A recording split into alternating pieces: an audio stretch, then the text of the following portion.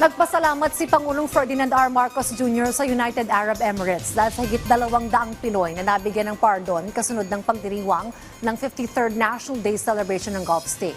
Si Alan Francisco sa report. Mismong si Pangulong Ferdinand R. Marcos Jr. ang nagkumpirma na higit 200 Pinoy ang nabigyan ng pardon sa United Arab Emirates. Bahagi ito ng 53rd National Day celebration ng Gulf State.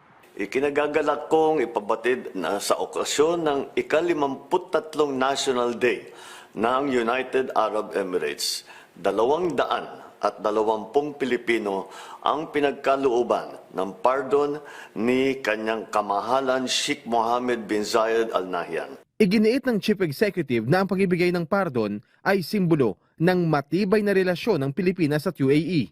Ang desisyong ito, nakaragdagan sa 143 Pilipino na nabigyan ng pardon noong Eid al-Adha, ay patunay na matibay ang ugnayan ng ating mga bansa. Ipinaabot ni Pangulong Marcos ang pasalamat sa leader ng United Arab Emirates.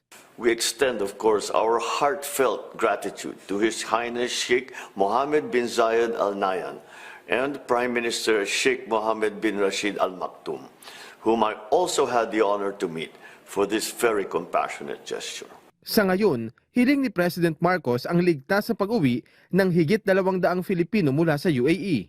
Patuloy na pinoproseso ang mga dokumento ng ating mga kababayan para sa kanilang agarang pagbabalik. Sa kanilang pag-uwi, naway maging ligtas ang kanilang paglalakbay pauwi sa kanilang mahal na lupang tinubuan. Higit 650,000 ang overseas Filipino workers sa United Arab Emirates. Alan Francisco, para sa Pamansang TV, sa Bagong Pilipinas.